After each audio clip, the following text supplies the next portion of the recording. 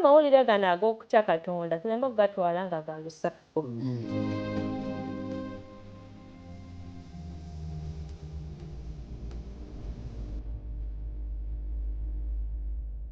Malayika si agenda okubuulira naye ffe Mukama tuze tumubuulire eri ensi yonna.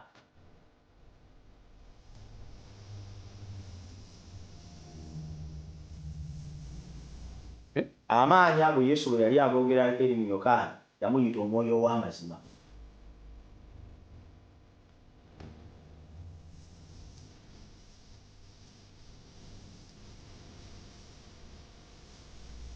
Lesson weekend katuyigire ku bigere bya Kristo.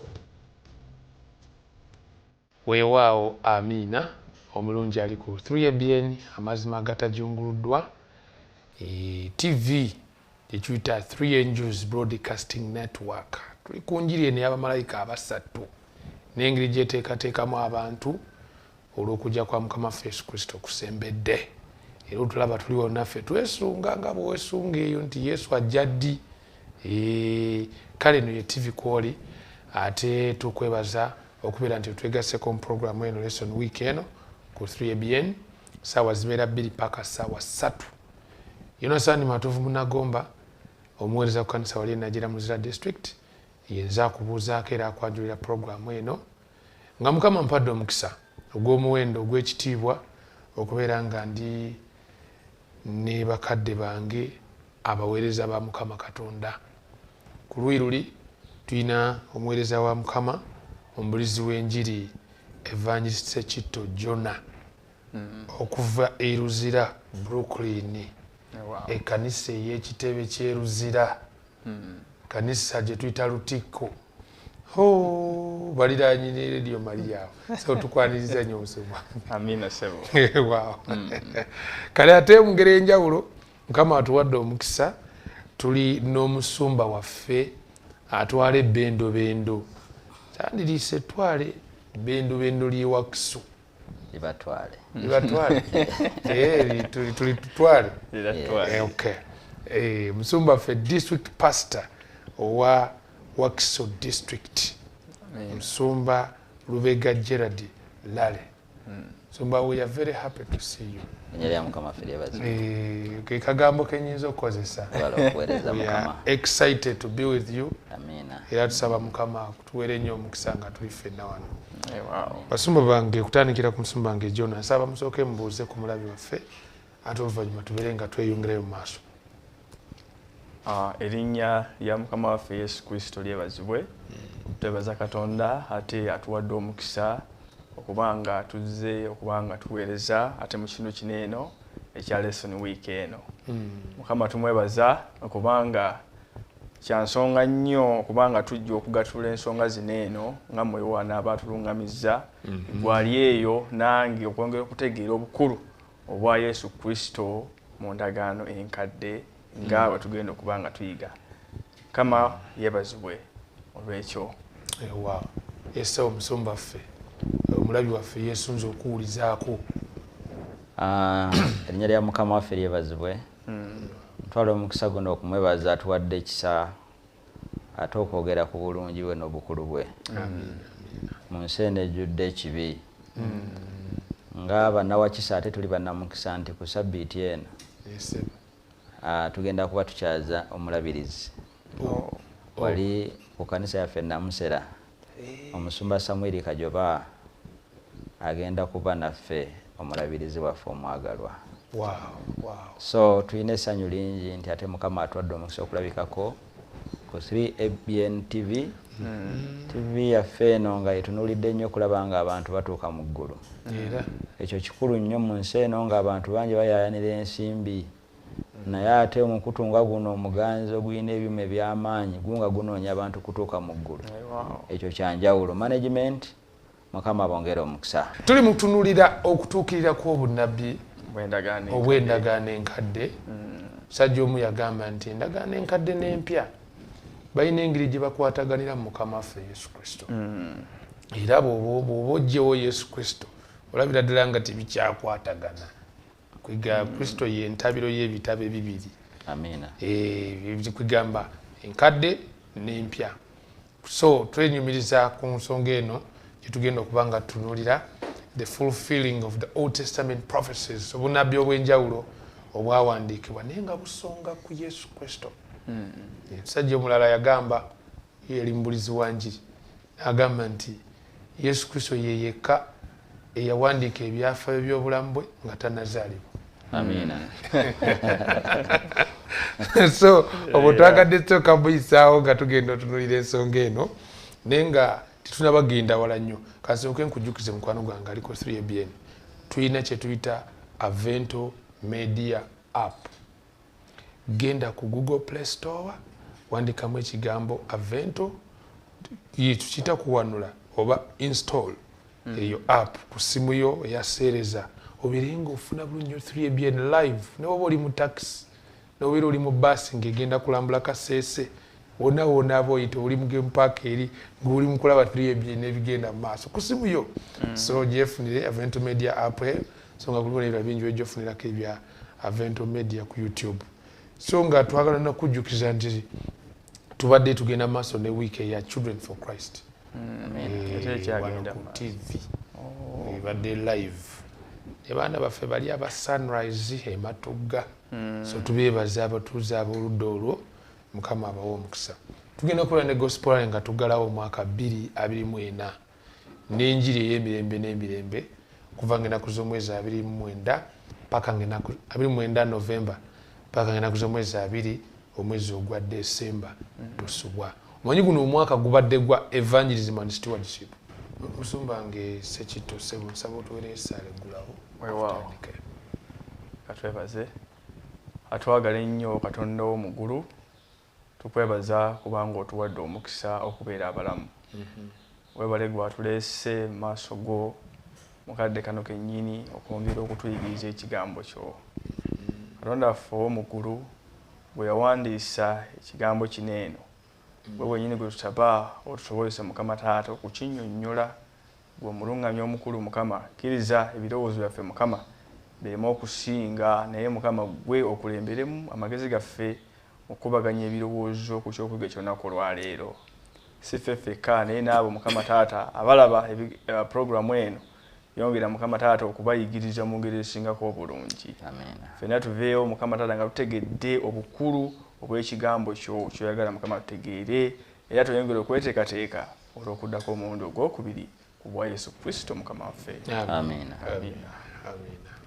Weewaawo nsoma ffe Sebo tweyanzige. Weewaawo Sebo. Mukwano gwange atulaba kkiriza tuggulewo enteekateeka yaffe eno, fulfilling Old Testament prophecies, okutuukiriza obunabbi obw'endagaano enkadde naye tulaba butuukirira mu Mukama waffe Yesu Kristo mu ndagaano empya. So okulagira ddala nti endagaano empya n'enkadde bali wamu. Ayagala obyawula tojja kumalako kubanga oli ku bulimba, amazima ge ganywerera ennaku zonna. Kati basumba tulina wano olunyiriri lw'okujjukira lwabadde lukulu nnyo. Tugambye nti Yokaana 5:36 nti naye okutegeeza kwe nnina kwe kukulu okusinga okwa Yokaana, kubanga emirimu Kitange gye yampa okutuukiriza, emirimu gyennyini gye nkola gye gitegeeza ebyange nga Kitange yantuma. Amina. So mbova mweyo naye otusomeremu tuwulire mu kino ekikyusa ekijja version eno egamba bweti mu Yokaana essula eno ey'okutanyiriri olwa 36 naye obujulirwa bwe nnina bwe bukulu okusinga obwa Yokaana, kubanga emirimu Kitange gye yampa okutuukiriza, emirimu egyo gyennyini gye nkola, era gye gijulira nga Kitange yantuma. Emirimu gijulira. Kale nawo kati otuwulira emirimu gijulira, tuyinza okubamu, tuyinza okwesikamu. Ffe tuba tumanyi tugenda kati kubikula bitabo, tuyikule tugende eno, Musa yagamba atya, naye kati ate tuli mirimu. Basumba bange ekyamazima yoza kino tutakijjukizaako n'omulabi waffe nti ekitabo kya Yokaana centrally kwegamba ensonga ssemasonga gye kinyweza kiri mu kulemerako otukakasa ababadde beerabidde tujjukire nti masiya si mulala okuggyako Yesu Kristo. Amina. Era ye mwana Katonda gwe yasindika olw'okulokola ffenna abali ku nsi kuno. Amina. So olaba ntuze tulaba wiiki ewedde twadde twetegereza ne tulaba nga abasajja ab'enjawulo be tulaba nga abaali abatankanyi Piraato, Tomasi n'abalinga abo nabo baayatula nti Masiya. Yes. Naye kuno twagala kugendako betooki mu ndagaano enkadde ate eyo biki byejulira nga mutufu bw'osomawo n'otunula mu Yesu Kristo obeera mukakafu. So nansene musumba wange wano Musumba Gerald sebo nsaba otuyambeko otukubira tooki katono nnyo ku nsonga eyo gye tuliko olunyiriri luno ne Yesu okubanga ye Masiya okusinziira ku ndagaano enkadde. Sebo neyanziza Musumba Jonathan Matovu. Bwetegereza lesoni eno ebigambo mu lunyiriri luno lwe tusomye olukulu olw'okujjukira lulaga nga Yesu agezaako okwongera okutangaza n'okunyweza ensonga abantu gye bali bajjeeko amaaso. N'abalaga nti obujulirwa n'ebyenkola bye bikulu okusinga eby'abannabbi abavuddeko emabega. N'olwekyo ng'abalaga nti ye nnyini ye yatumibwa. Kyava agamba nti ajulira bino ye Kitange. Omanyi okubanga Katonda ye mujulizi ebintu by'obulamu bwe byokola. Alaga evidence eraga obukulu bw'obuweereza bwe nti n'ajulira bino si mwana wa muntu. Ekitegeeza nti Mukama waffe Kristo yali anyweza ensonga enkulu ez'obuweereza bwe abantu ze bali bagyeko amaaso. Era Yokaana bw'aba awandiika mu ssuula eno ey'okutaano olunyiriri luno alaga nti nno bangi baali bajja nnyo focus ku buweereza bwe nga balina bagenda bakompeyalinga oba bageraageranya ne babuusabuusa abatuuze n'abakulembeze b'eddiini abali mu kiseera ekyo ne bamubuusabuusa. Naye mu lunyiriri luno ne mu kyawandiikibwa kino kitulaga bulungi nnyo nti mu kitabo kya Yokaana Yesu ajja mu bigambo byennyini akakase. Era Yokaana awandiika nga akakasa nti ono ye Masiya gwe tubadde tulindirira si mulala. Kakati sebo Musumba wano ekyali ekyewunyisa mu bubaka buno singa ogenda mu maaso ne weetegereza kansomeko Yokaana essuula ey'omunana/23 8:23 agamba n'abagamba nti mwe muli ba ku nsi mwe muli ba ku nsi nze ndi wa mu ggulu mwe muli ba ku nsi muno nze siri wa ku nsi. Anyweza divinity oba obutukuvu oba obwa Katonda bw'obuweereza bwa Mukama waffe Yesu Kristo. Kati bano focus baali bagijjako nga balabanga si ye mwana wa Katonda. Yokaana bw'aba awandiika ayongera kunyweza nti ono ye Masiya. Yesu mu bigambo byennyini agambye nti obujulizi n'ebyenkola ajulira ebyo ye Mukama Katonda.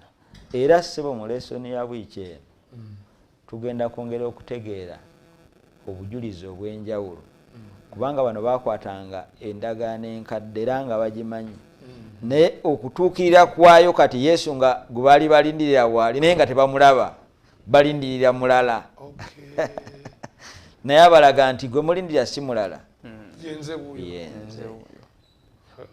Okusinza kwe ebiri mu kukolebwa mutegere mukole reflection mu ndagaano enkadde mwetegereze bye bino byennyini Mukama waffe era Katonda anjulira nti bino byenkola byo byennyini bitegeeza nti nze mulokozi wamwe. Wow, kamafe omusumba gatuyanziza nnyo ssebo tuyanzege. Sebo muganda nge musumba Yes sebo. Badde olina kyogamba tugende buterevu ku twagala katukwetegerezaayo ebikolwa bino.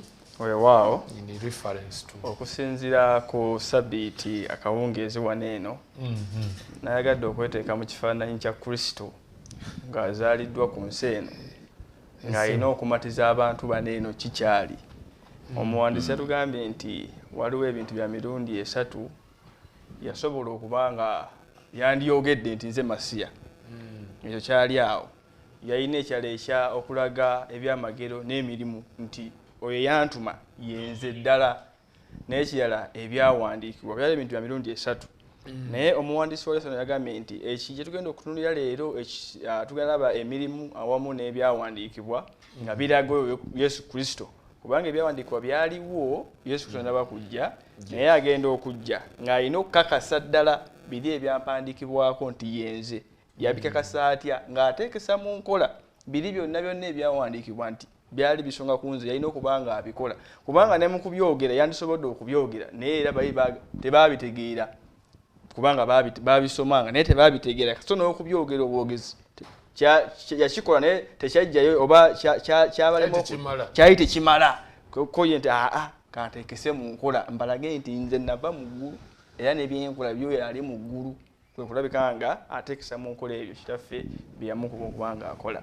So wetugenda okutunula wiiki eno naye newankubadde nga yabikola ebifaanana ebito tugenda kulaba nti waliwo abaagaana okubikkiriza baasigala tebabitegedde nga bagaanye okukkiriza. Naye newankubadde byaliwo bityo naye tugenda kulaba nti era waliwo abakkiriza ge mawulire amalungi. Newankubadde mu biseera ebyo Kristo yonna yabikola waliwo abatakkiriza.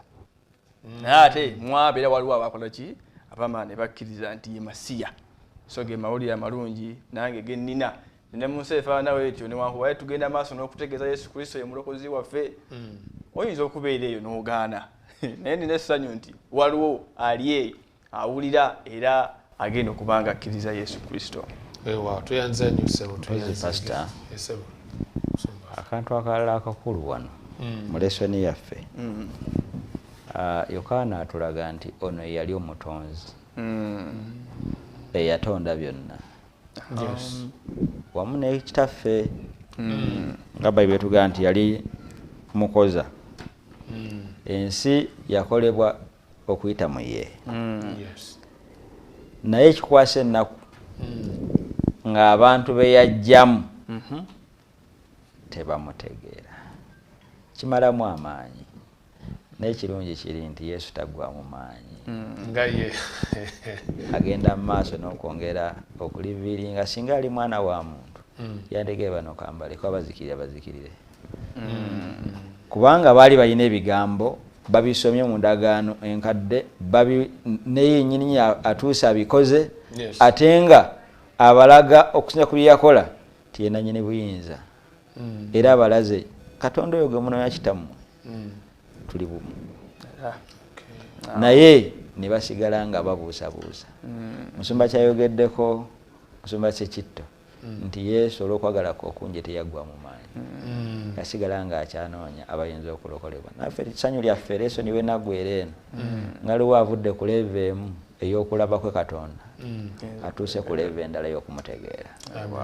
Waaw. Tuyanza nnyo basumba baffe. Tukyali mugenda mu maaso mukwano gange atulaba n'okwetegereza background. Byakoze tubirabye, byayogera tubiraba. Wano bagambye nti obubonero ebikolwa ate amu n'ebyewuunyo. Kozesa lulimi luli naye nandikozesa ekigambo ebyamagero. Ebyenjawulo byakola ebijjulira nti ddala Kristo ye Masiya awatali kubuusabuusa kwonna. Naye nga mu ekyo nga bwe tubiraba ebyo byonna nti weebiri naye n'ebyawandiikibwa. Nze nja kulowooza basumba bange nti ekintu ekisingira ddala okubeera ekikakafu byawandiikibwa. Ebikolwa ne Sitaani acupula ebikolwa. Naye ekintu ekitasobola kucupulwa ekyawandiikibwa. Ekyawandiikibwa. Sebo ekirima tekadde era ne bannabbi emabega baali bazze bakola obubonero obwali bulabika nga bukulu era tulabanga obubonero Yesu Kristo newankubadde bwakolebwa naye Yokaana si ye fokasi ye mulese neno okukakasa abantu nti ono ye mulokozi eyajja okutuggyako n'okunaazaawo ekibi ku mwana w'omuntu. Yokaana tatukakasiza kusinzira ku bibonero. Yokaana asinzira mu byawandiikibwa era byanyweza abantu ba Katonda tujje amaaso gaffe kwebwe tulaba abamu balina obubonero bulaba ku mitimbagano abamu ne balinnya ne bagenda mu bifo ebyenjawulo bagenze kubanga gundi yakozeyo akabonero akanaamiriza akewuunyisa ne balowooza wali obulokozi naye ekyawandiikibwa Yokaana kyayagala okumya kyekikola enjawulo omulokozi waffe ddala nti ono yazaalibwa mu mubiri najja atufaanane asobole okulokola okujjayo oyo ekibigo ekibanja gwe kyagala okuzikiriza ajja mutaase mbyawandiikibwa Yokaana watadde amaanyi si bubonero sebo tugenda kuwumulamu bakadde bange olina kugamba nga tugenda okuwumulamu munzikirize nyongere nange okukoona ku nsonga eno ey'obubonero n'ebikolwa.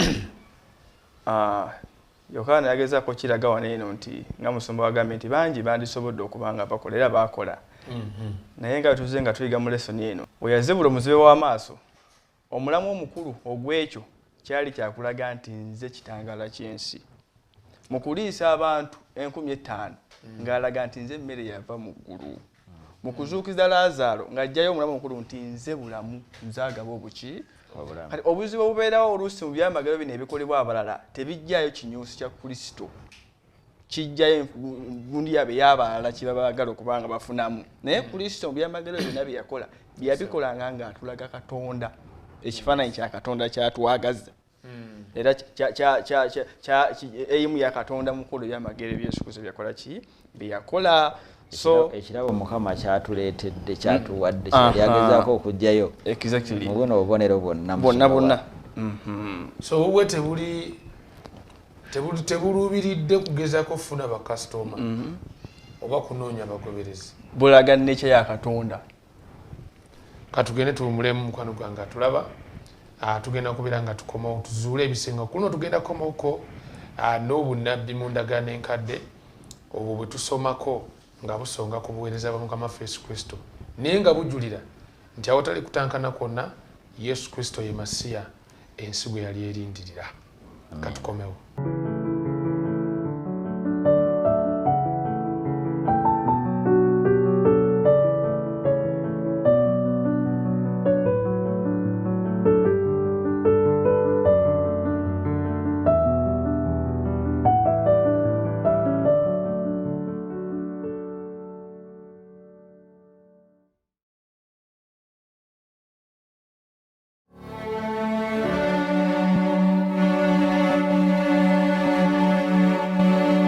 Enjiri ey'abamalayika abasatu eno y'enjiri ey'obwakabaka ku 3ABN TV Uganda wano wokka w'osanga amazima agatajunguluddwa okuva nga 29 Novemba okutuusa nga ennaku z'omwezi 2 Desemba nga tuggalawo omwaka 2024.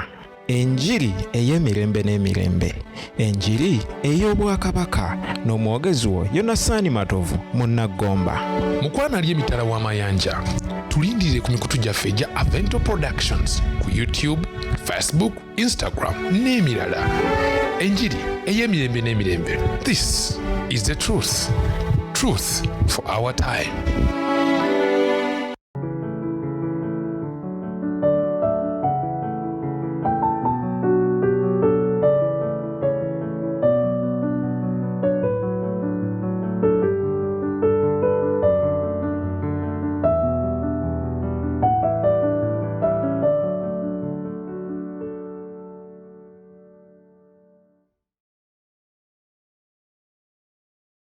Buterevu nnyo mukwano gwange ali ku 3ABN atwongera okwaniza mu program lesson week eno eyakatwegattako tweyanza nnyo tweyanzeege ali ku mukutu gwaffe gwa Avento Productions ku YouTube live twebale nnyo okubanga otambula naffe mikwana abali mu kyono kya Buwalabu tubabuuzaako nnyo tulina abali e Bungereza abali mu Tottenham ne Mitcham ifo banna ebinewunyisa Toronto Canada abali mu US ne States of America mwena bannange tubabuuzaako mwebali nnyo okubanga mutambula naffe ku mukutu gwaffe ogwa Avento Media Productions ku YouTube.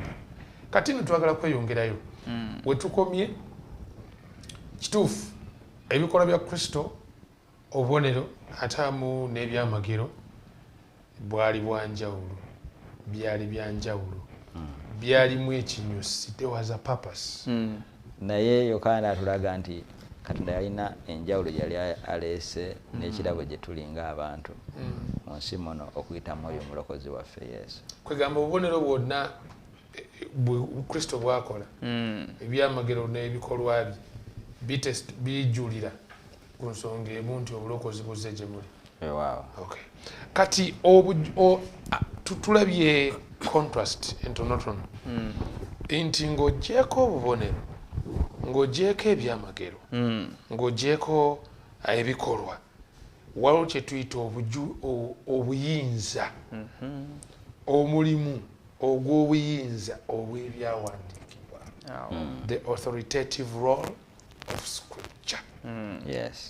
Awo ekintu kyenkyewuunya ne leero Yesu Kristo bwe yazuukira abasajja bye yali atambula nabo Emawu nga nabo bagenda batankana amasiya oba ddala yafudde ye masiya oba n'okuzuukira yazuukidde fo kyobakolera yaawe ekyamagero oba yasa omuliro mu bibatu basobole okutegeera amangu nti yewuuyo era yasooka kasooke basobole olunyiriri olwo then tulyoke tugende mu maaso Luka essula 24 lunyiriri lwakumeka nalukwata nange luno lwa 27 Luka 24:27 gamba nti n'asookera ku Musa ne ku bannabbi bonna n'abategeeza mu byawandiikibwa ebyo byonna ebyamuwandiikirwa ye yasooka bazayo mu byawandiikibwa nga tandabona kubaatulira nti yenze wuye yazuukidde. So tuli mu kutunulira buyinza bw'ebyawandiikibwa. So musumba tuli ku mukristaayo kubanga naye saawa zino ayagala kwongera funa implication mu lesson yeno singa wabaddewo bibiri kiriwa kyabasinga oteekako essira byawandiikibwa ebirina oteekebwako essira naye ate ekyewuunyisa nti abantu bano baali basomye ebyawandiikibwa mu ndagaano enkadde nga basomye ku bikwatagana ku Musa Badawudi bye bawandiika naye ate ng'otwaliddemu n'abakulembeze b'enzikiriza nga message y'ebyawandiika tebagifunye. So n'okusoma ebyawandiikibwa ososoma omuwawa sobola okukwata ennyiriri waliwo gwe nagenda ku lumu nga mbuulira enjiri gye tuyita enjiri ey'akatebe ng'ali ku bayibuli asoma nga ono mulaawe bamubuuza byosoma bitegeera mu bikola by'Abatume essula ey'omunaana olina ŋŋamba bayibuli naakagisoma lawundi zinnya nga ngisoma ngiva eno nengimalako kaki kyoŋŋamba so ne bano ba religious leaders abakulembeze mu ddiini basoma ku mulembe gwa Mukama waffe Yesu Kristo baali basoma ebyawandiikibwa naye message y'ebyawandiikibwa ekwatagana ku bulokozi nga bagisudde wabula nga bo bafuuse ba profesa aba ne diguli babawa n'obukugu kubanga ono asomye bayibuli agikutte okuva ku kitabo ekisooka paka ku kisembayo n'afuna PhD naye in actual sense message y'obulokozi obuli mu byawandiikibwa ng'agisudde mu guluka kyobola nga Yesu yabeerawo ne batamutegeera naye ng'ebyawandiika biri mu mutwe kyobola Yokaana agezaako alwana nnyo okuba reflectinga ku bukulu obuli mu byawandiika emidagaano enkadde basobole okufuna message kweyo ebigambo byennyini bamanyi naye nga message y'obubaka obukwatagana ku bulokozi n'omulokozi tebagipiikinze wetwogera ku byawandiikibwa kati alina okukwata ebyawandiikibwa byabadde bamanyi abiteeke abireete okubategeeza nti yeye nti oba oliawo biri mwabisoma mwabitegeera bulala oba biri bwe mwabisoma bino mwasoma kino kyali kitegeeza nze atandika otunyonyera waneeno omuwandiisi yatuwaza ebyawandiikibwa ebyenjawulo bye yatuwadde waneeno era bw'osoma mu kitabo ekyokubala essula ya 21 olunywa olwokutaano paka ku lw'omwenda twalabye ng'agamba nti Musa bwe yawandika omusota mu ddungu ng'abagamba nti omunaatunulako eri ne mukola mutya ne muwonyezebwa nti guli omusota gwali gusonga kwani kunze Yesu Kristo. So wano wamaliriza agamba nti bw'oba musobola okutegeera ebya Musa singa mwakkiriza ebya Musa nga mugamba nti tukkiriza mu ndagaano enkadde tukkiriza ebyawandiikibwa n'ebyange mulina okubikkiriza kubanga biri bitegeezaani bitegeeza nze kwegamba ekifaananyi kya Musa okuteeka omusota ku muti kyali kisonga ku Yesu Kristo ku musalaba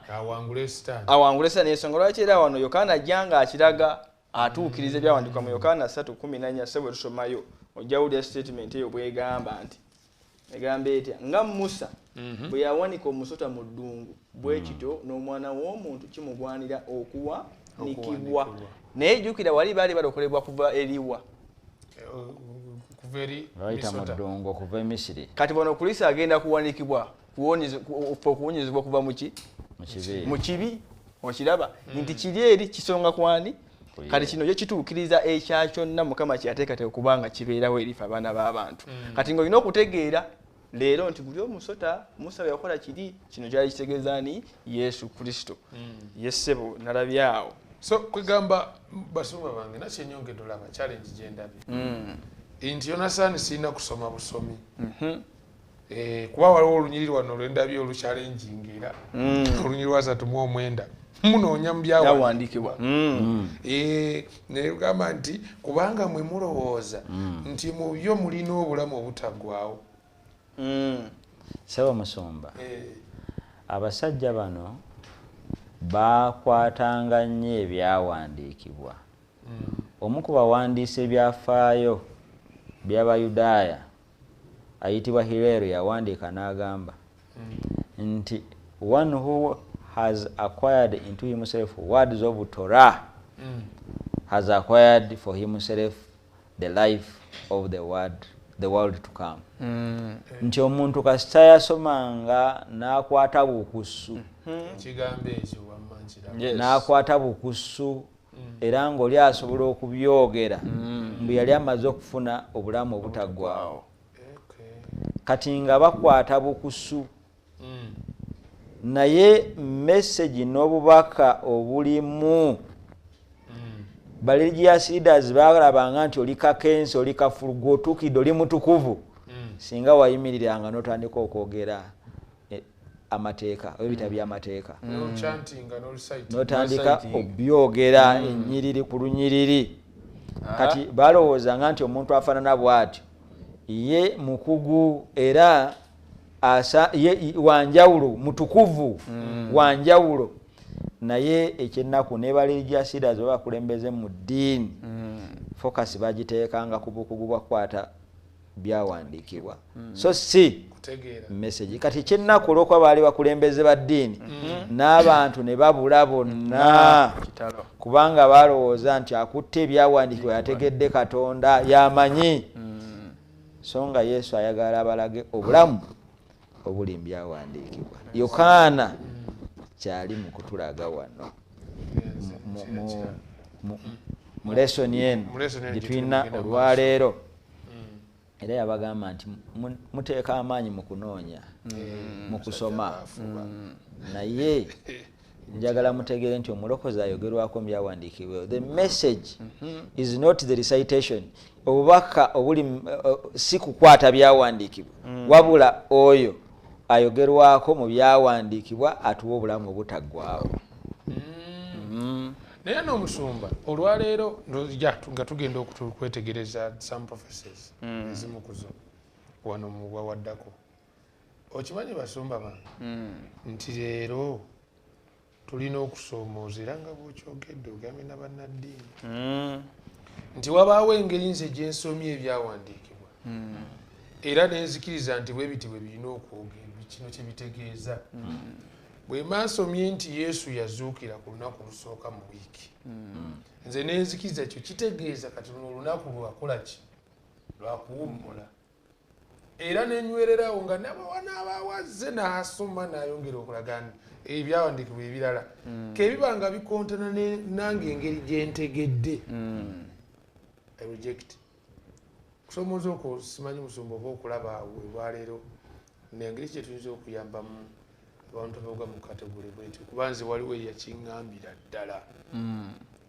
natuuka n'okuŋŋamba nti bwe kiba nga bino byonna bye mbadde ndowooza bwe nti ku byawandiikibwa si byebyo bwe kiba nga kino kyekituufu then kati Katonda nange andoose kakati bano bagendanga n'obuwangwa bwabwe kubanga kyali kya buwangwa okwata ebyawandiikibwa they had their traditions kati traditions zaabwe ze zabalemesa oluusi tugenda mu kuyiga Katonda mu kuyiga Bible ne tugenda n'obuwangwa bwaffe oli n'agenda ne degrees n'agenda n'obukugu bwe n'agenda ne background ya family gy'avaamu nti ffe tuli bannaddiini era bingi biremeseza abantu okutegeera Katonda nga manyi nze ndi mu lulyo ndi mu lubu lwa muddaddiini bw'ati n'atawaayo omukisa kuwuliriza era tuli ku TV ya 3ABN nera eriyo abantu boogera kya no I know it all manyi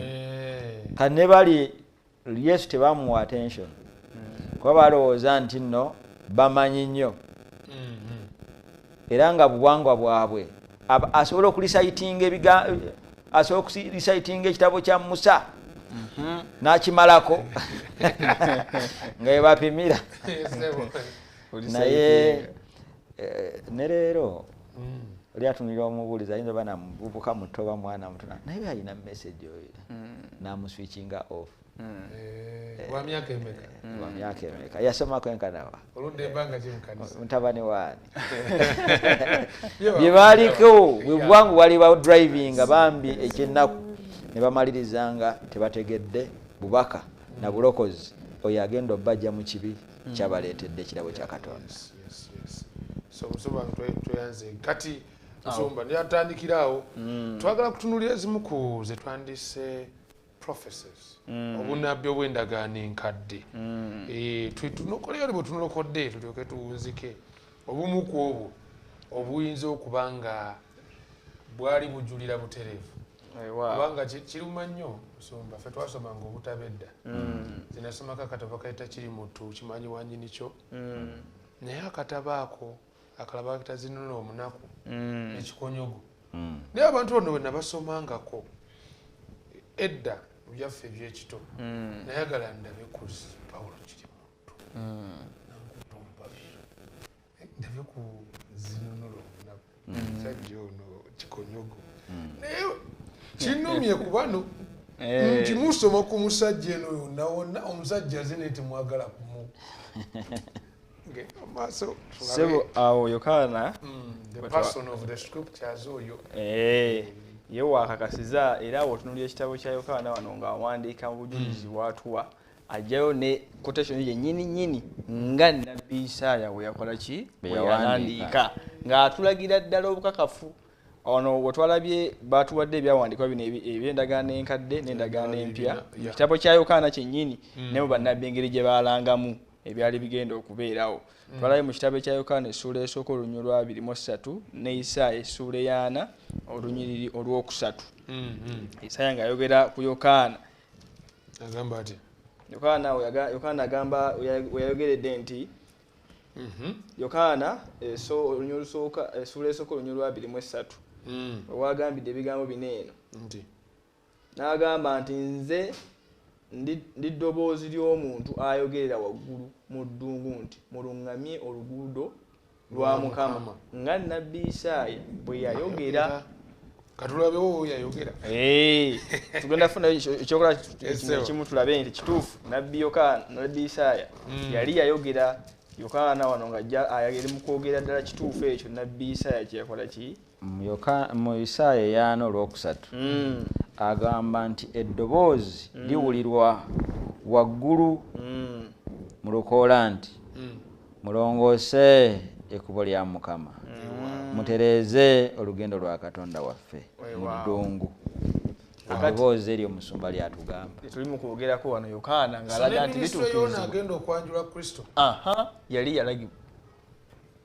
Era agamba nti nze bino bye byanjogerako eri mwana Munabbi Isaaya nti ndijja ne nnongoosa ekkubo lya Mukama ne bituukirira. Kiyongera okunyweza ddala obukakafu obw'ebigambo ebyo eby'endagaano enkadde. Si awo okawoka naye era mu kitabo kya Yokaana essuula ey'okubiri twalabye ebigambo ebyo. Sebo Musumba okkiriza tusomayo nawo ebigenda okunyweza n'agamba nti abali olw'ekumi n'omukaaga yesebo lwagambye nti n'agamba abaali batunda amayiba nti mujjawo ebintu bino muleme kufuula ennyumba ya kitange ennyumba ya buguzi. Abayigiriza ne bajjukira nga kyawandiikibwa nti obujja bw'ennyumba yo bulindya. Baali babiyiga ebyawandiikibwa ne balyoka bajjukira nti bajjukira bya mu ndagaano ki nkadde bannabbi nga boogera. Sebo Musumba tutasomeyo wano mu Zabbuli 109 ku lunyiriri lwennyini nnyo lwe yali ajulizaamu olw'omwenda agamba bw'ati, kubanga obujja bw'ennyumba yo bundidde n'ebivume byabo abakuvuma gwe bizze ku nze. So era ayogera ku butukuvu obw'ennyumba ya Katonda. Omanyi mu ndagaano enkadde Yokaana ono atulaga nti Mukama waffe Yesu Kristo wanajja n'atulaga nti eri emabega ekifo kino kyalina engeri gye kyayisibwangamu. N'ate mu ndagaano empya newankubadde baakakensa ba Bayibuli ne byawanika babikutte naye bakijolonze. Ne Yesu okumanya ali mulokozi waffe yennyini mu kiseera ekyo nga azze ayongera okutegeeza, ayongera obbasitako ne focus nti tetujja bikomya mu bigambo. Eno si business center, wabula kifo ekyokulongoosa abaana ba Katonda okulaba omulokozi waabwe. Ekkanisa naye tukyalina abantu abalina obulumi nga Mukama walina eri ekitufu ekitukuvu. Omusumba mbadde mwogera nga ebirowoozo bitambula byekulumbula mulini nga leero bannayeese eno. Naye ekyo Omusumba ky'ogamba tukkirize tugaane obujja obulumi okuwulira nga okwatiddwako ennyumba ya Mukama okujja ekifaananyi ky'obutukuvu bwa Katonda bugenze busereba. Ennaku zino kyovula tuli mu ntalo, Omusumba entalo nnyingi. Waliwo abagamba nti tuyingize, abandi nti temuyingiza, abagamba nti tuleete tuteekewo, kabula nti tujja teekawo. Kwegamba olaba nti okwawukana mu bakristaayo kweyongedde olwaki ki ekyandikoleddwa mu nnyumba ya Mukama. Naye ansuubira nti obunnabbi obwo bwongedde okutuyambako okuba tooki naffe olwaleero titulina okugoberera ekisinde kya Kristo. Waliwo n'akalala yalumirirwa naffe tulumirirwa. Tulina okuba nga tulumirirwa ennyumba ya Katonda waffe. Waliwo n'obunnabbi era obuliflected mu Yokaana essula ey'omusanvu olunyiriri lwa 38 ne Yeremiya 2:13 ng'ayogera ku luzzi olw'amazzi amalamu.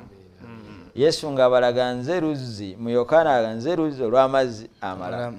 Ate nga ne Yeremiya nti muzze eri eyo ensulo ey'amazzi amalamu. Kaakati olaba nga obunnabbi bwali bwogedde, Yesu newankubadde yagenda mu maaso n'aleeta okusaasira eri abaana ba Katonda n'okutuuka okuzuukiza Laazaalo nga Musumba yakikonyeeko, naye era baasigala oluzzi olw'amazzi amalamu balusuddewo ne basigala ku buwangwa bw'okukwata obukwasa ebyawandiikibwa.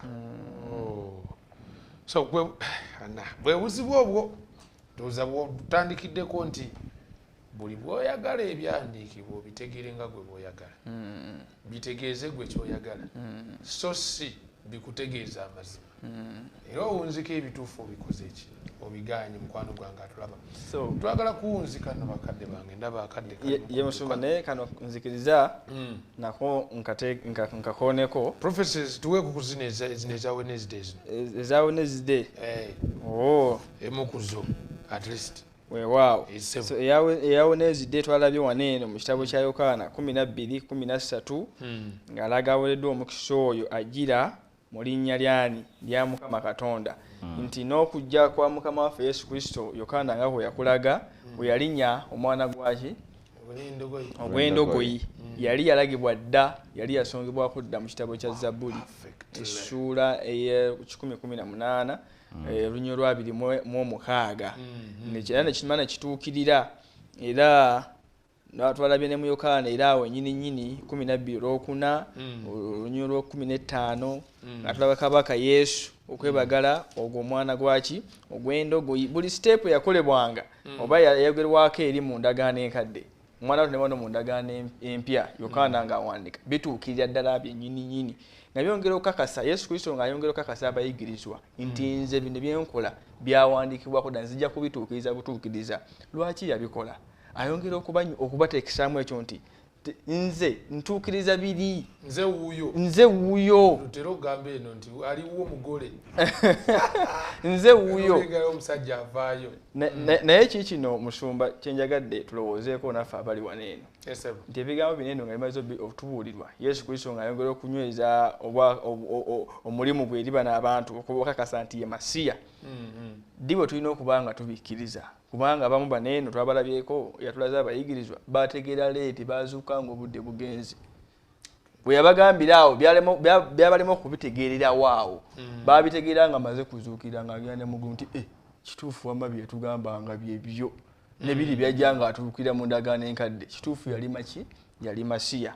So bwe njagadde okwogerera waneeno nti naffe abaleero bigambo binene bireme okugamba nti Mulungu agamba nze nnina kye nninda kituukirire nze byonna mubingambye nina kye nninda kitukolesya kituukirire ndoke nkakase. So bino byatuwadde bye bituyamba okuba nga tukkiriza Yesu Kristo. Tolinda birala byogenda kulinda okulaba nti okkiriza Yesu Kristo nti ye mulokozi wo. So bino bitumale okuba nga tunywerera ddala nti Kristo yeki ye mulokozi waffe era ye Masiya. naye neewuunya nnyo basumba bange okuba nti abasajja bano baatankana okujja kwa Yesu ku ndogoyi. Lwaki manyi lwaki kyewuunya? Kubanga bo okuva emabega baali baagala ekifaananyi kya kabaka omuntu agira mu kifaananyi ekyo. This time okwongera obakakasa nti ono ye Masiya azze ali ku ndogoyi njeru as it is prophesied. Ndabyeko wano mu Zeekaliya 9:9 Zabbuli 10:18 zonna nga zirambika bulungi. Niye abasajja oba ndowooza nze nandise fitina sumba bange bantu nga baaganye baba baaganye musumba ansa baba baaganye ayi n'akalala wano bannenzika ensaba mu nnyambeko basumba bange omusajja ono bantu bazze bamwogerako lunye ludda kubanga wano eyo 13 nti omukwano gwange owokulusegera ndiddemu olukwe yudda abamu bagamba nti kyalina kuba bwe kityo kubanga n'obunnabbi bwali bwakutuukirira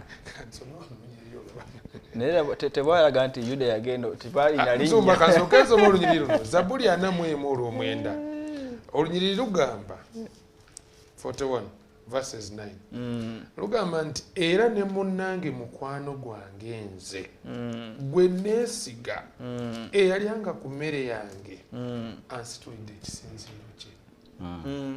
Kati abamu babuteeka nti naye Yuda ono tunenya wa bwereere n'obunnabbi bwali bwalagula nti Yuda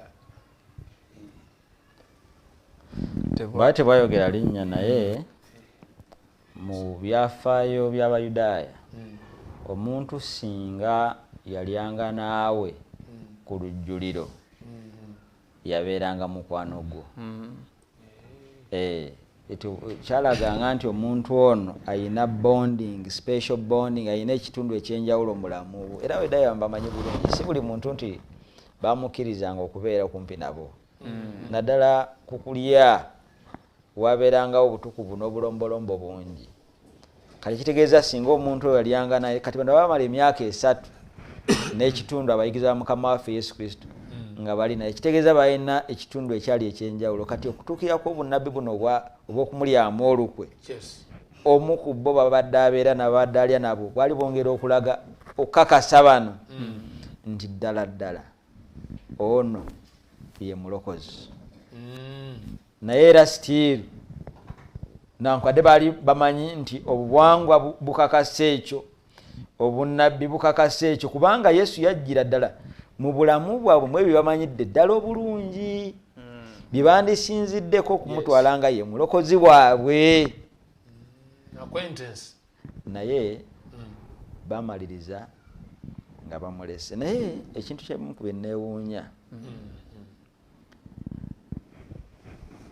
nti Yesu singa yali Mukama waffe Yesu Kristo singa mu buyinza bwe nga bwe tulabye nti ali wamu ne Katonda mu kitiibwa ekyo, singa yali mwana wa muntu, amalala amaanyi n'obuyinza naye yatambulira mu bulamu bwe bwonna mu kuzaalibwa kwe, mu buweereza bwe, mu kufa kwe, mu kuzuukira kwe, wonna ebyawandiiko byali bizze birambika. Ekitegeeza olw'omukisa gwe tulina abali okumulembe guno kwe kuba nti tetulina kubuusabuusa mu mulokozi bwaffe. Naddala mu lesoni eno nti mu ndagaano enkadde nga bwe jange specifyinga era ne bituukirira mu bulamu bwe, newankubadde bali tebaasobola kukitegeera abasinga obungi, n'aba ne bakifuna leeti, naffe tulina omukisa nti olwaleero omulokozi waffe bw'anajja nga tuwaddeyo obulamu bwaffe okumuweereza n'okutambulira byawandiika bino n'okwongera okwesiga Bayibuli. Lesoni yayogeratuwa okwesiga Bayibuli, endagaano empya n'endagaano enkadde nnyo okakasa nti omulokozi waffe gwe tuweereza yo yennyini terulina kubuusabuusa. N'olwekyo nkinyiva njagala okukowoola abaana ba Katonda mwenna nti newankubadde bano amaanyi gabe bagateeka ku byansi kuba yabagamba muli bansi mu bitiibwa bali olowooza omulabira nakati wali abakyamulindirira balidde okulaba kabaka omulwanyi ow'amaanyi Meja Jane asobola okuwangula entalo, naye olutalo yajja okuwangula lwetalo olw'ebyomwoyo, okuwangula amaanyi ag'ekibi.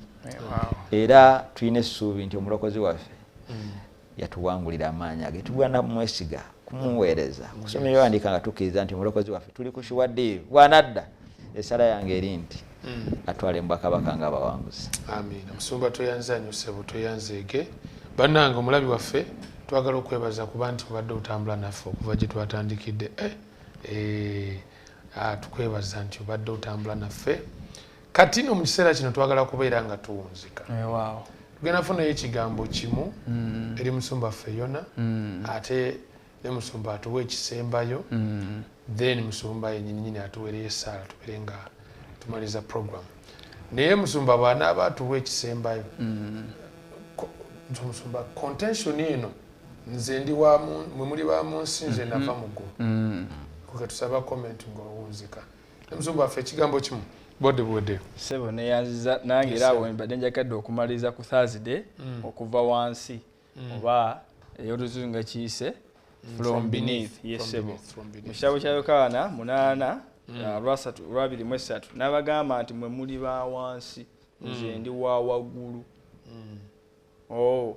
Nze ndi wa waggulu, mwe muli ba mu nsi muno, nze siri wa mu nsi muneeno. Lwaki Kristo akola statement efaana bwetyo? Kuba agenda okutunulira mu birowoozo bya bano banaddiini ab'omu mirembe egyo ng'okufuba kwabwe, okuyayana kwabwe kwa wano wansi byansi. Kati abagamba nze ndi wa mu ggulu, ekitegeeza mwe yandeeta wano ku nsi si kubaleka wano naye kubatwala wa mu ggulu. So temusobola kutuuka mu ggulu mwaba wano ku nsi okujjako nga muyise mwani. Tegeeza nze kkubo Kristo asobola obatuusa wa ekyabalemesa okutegeera eby'omugulu kubanga ebirowoozo byali bisibiddwa wano ku nsi ku byensi. Naye kyenjagala otegeeza omuwuliza waffe ali eyo nti naawe osobola okubeera ddala nga bana bajjajjaffe oba bano baganda baffe abakola ebifaananawo ebityo nti ebirowoozo byabwe okuyana kwabwe n'entegeera yaabwe nga ekwatiddwa byansi naye ekyennaku ekiriwo nti ate ne bayigiriza n'abalala era banaddiini abakulembeze baffe mu byeddiini kyakusaalirwa nnyo okubanga tuba ekyokulabirako nti gwe omala okukyamizibwa ebirowoozo byobyanga bikwatiddwa ku byawano ebyensi ng'abantu kristo gwe bayigirizaako wagenda bweru kufuna visa n'ebiringa ebyo kyakusaalirwa nnyo kubanga ye kiyajja okubanga atukolera bikolabika nga atujja wano eno ng'atwala mu bwakabaka bw'emirembe n'emirembe. Amiina. Tweyanzanye Musumba Sabo Wunzike wetuweereyo n'essaala. Nayanza ssebo ekigambo ky'ayita kukkiriza kikulu nnyo. Bano kyebaamisinga okukkiriza omwana wa Katonda kikulu nnyo okuba n'okukkiriza. Bano baali balina ba philosophers basomye ebitabo bingi nnyo n'abakulembeze mu ddiini bakkiririzamu ng'abantu ne leero waliyo ebitabo bingi ebiwandiikiddwa ku mulembe guno simanyi omuntu yava mu nkima ba philosophers bawandiise ebintu bingi nnyo naye njagala okukoola buli ampuliriza n'andaba nti tubeere n'okukkiriza mu kigambo kya Katonda. Ate bwe tukkiriza mu kigambo kya Katonda tulina engeri tukikkiriza okuleka nga tukkiriza oyo Mukama waffe Yesu Kristo. Bayibuli neega nti okwaza kwa kunyika kati ba philosophers ne bateesa mu lukiiko lwa naga no sobola n'okukola enkola endala.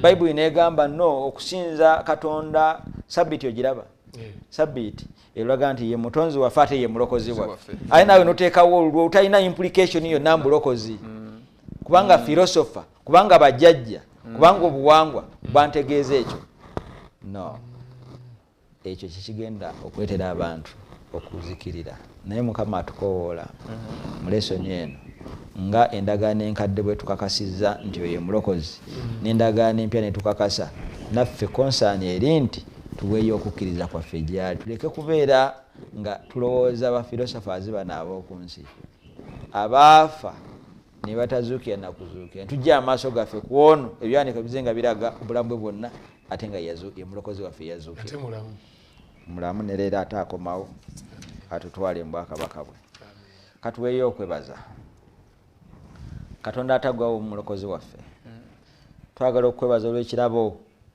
kyawa omwana w'omuntu okuyita mu Yesu Kristo omulokozi waffe bangi ayi Katonda batadde amaanyi gaabwe ku bukugu obw'enjawulo n'obuwangwa obuli mu nsi nga abakulembeze b'eddiini baakolanga mu ndagaano mu biseera by'okuzaayo kwa Mukama waffe Yesu Kristo. Naye Mukama tuyamba okudda eri ekigambo kyo tusobole okuteeka okukkiriza kwaffe mu oyo omulokozi waffe n'okutambulanga ekigambo kyo bwe kituyigiriza bwe kitulagira. Tukwegayirira Katonda waffe ekirabo kye bayita kukkiriza kirabo kiva gy'oli Mukama kibundugule ku baana b'abantu tusobolayo Katonda waffe okubeera n'okukkiriza mu gwe Katonda waffe tusobolayo Katonda waffe okutuuka mu bwakabaka obw'omu ggulu ng'abaana bo mu mpisa zaffe zonna leka tulifulektinga okukkiriza kwaffe mu oyo omulokozi waffe. Beera naffe tusabira abalwadde abali ku bitanda abali mu malwaliro n'abasawo tubateeka mu mikono gyayi Katonda waffe ng'abakwatako lekabeerewo okuwonyezebwa. Tusabira abantu bali mu ngendo ez'enjawulo wali bafunye ebizibu ne bafuna obubenje tusabira abakyala bagenda okuzaala bali mu kulumwa ayi Katonda tukwegayiridde tambula nabo era bawanirire yongere okubeera naffe. Tusabira omukutu guno oyongere ayi Katonda waffe oguwanya n'okugabirira olw'okwongera okusaasaanya enjiri ey'obulokozi kwa Yesu Kristo Mukama waffe. Amiina. Tweyanza nnyo tweyanze Basumba waffe ekisa kya Kristo kyeyongere gye muli. Amiina.